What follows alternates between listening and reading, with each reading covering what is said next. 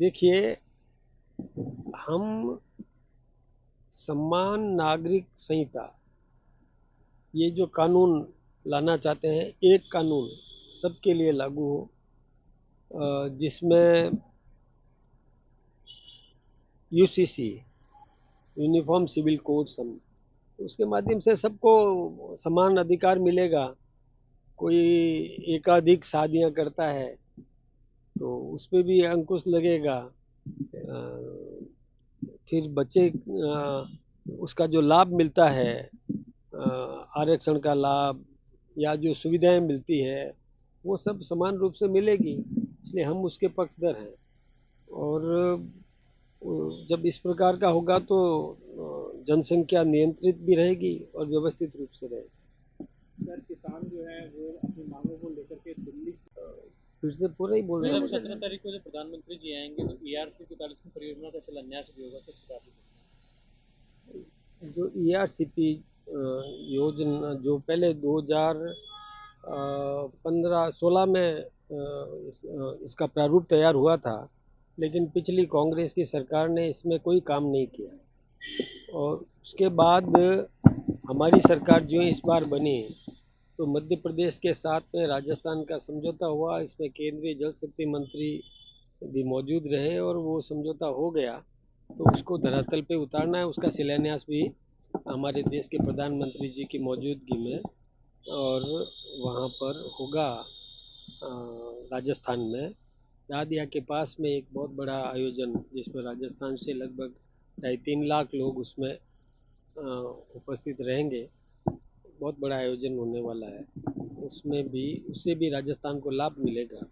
जो पानी की समस्या राजस्थान की जनता के लिए है कि सिंचाई और पेयजल के लिए, उससे 16 जिले राजस्थान के लाभान्वित होंगे। लेकिन वैसा विपक्ष आरोप ये लगाता है कि जो ईआरसीपी परियोजना वसुंधरा राजे के समय बनी थी उसको मूर्त रूप नहीं दिया जा रहा और इससे कोई फायदा नहीं होगा। ये दोनों राज्यों के बीच में, जो मध्य प्रदेश और राजस्थान के बीच, सियासत बनकर ही रह जाएगी सर। नहीं नहीं, ऐसा नहीं है। देखिए, हम अपने हक का पानी मांग रहे हैं तो हमारे हक का पानी हमको मिलेगा। और दोनों सरकारों ने बैठ करके और जो तय किया है उससे हमें पूरा पानी मिलने वाला है। हमारे 16 जिले लाभान्वित होंगे।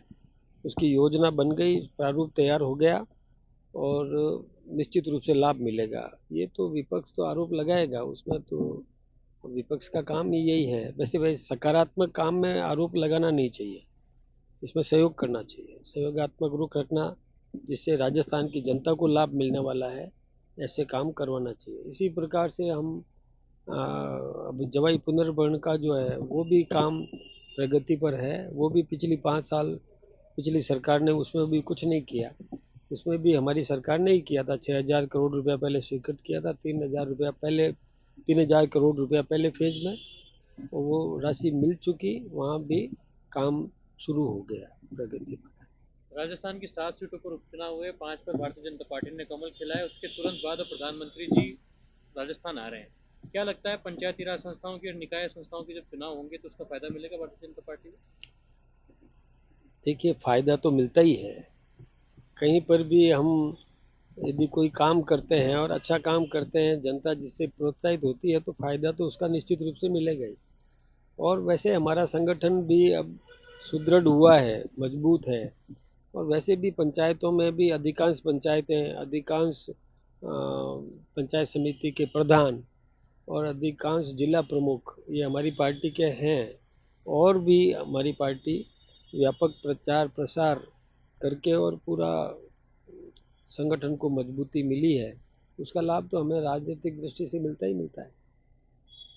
राजस्थान सरकार धर्मांतरण, देखिए, धर्मांतरण किसी भी प्रकार का जबरन नहीं होना चाहिए।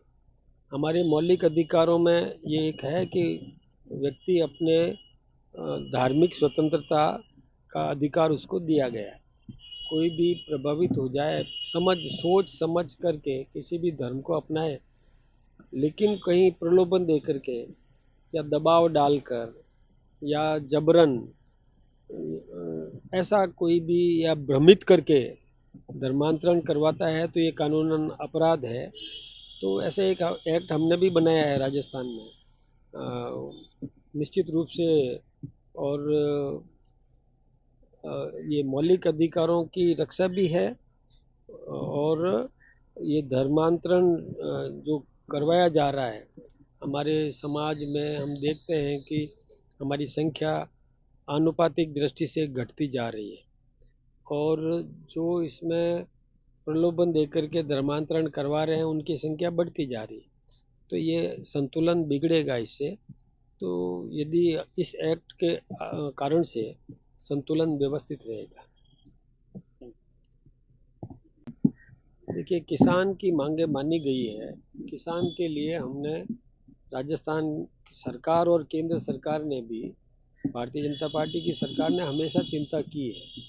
मृदा परीक्षण से लेकर के और मिनिमम सपोर्ट बढ़ाने की दृष्टि से भी, उनकी उपज का मिनिमम सपोर्ट बढ़े और बीमा सुविधा उसको मिले किसान को। फसल बुवाई करते समय कोई आपत्ति आ जाए, विपदा आ जाए, तो भी वो उसकी फसल किसान की बीमित है। इंडिविजुअल किसान की फसल को बीमा करने का जो निर्णय किया है, ये भारतीय जनता पार्टी की सरकार ने किया है। इससे पहले पूरे क्षेत्र में यदि आपदा आए, हानि हो, और तो ही किसान को लाभ मिलता था। लेकिन हमने तो इंडिविजुअल किसान की फसल को बीमा करने का ये जो निर्णय ले लिया, तो किसान को तो इससे फ़ायदा ही हो रहा है। और किसान की चिंता तो जैसे उसको मतलब सिंचाई के लिए पानी उपलब्ध करवाना, बांध को सुदृढ़ करवाना, नहरों का सुदृढ़ीकरण कराना, और इसके अलावा उसके जो औजार पर, हमने कई औजारों पर टैक्स कम किया है या किसी को मुक्त भी किया है। ये सब सुविधाएं हमने किसान को दी है। किसान सम्मान निधि देने का काम भी हमारी सरकार ने किया है। किसान को तो हम ताकत देने का काम कर ही रहे हैं और भी करेंगे। कोई मांग किसान की आएगी तो सरकार गंभीरतापूर्वक उस पर विचार करेगी, चिंतन करेगी, निर्णय करेगी। ठीक है।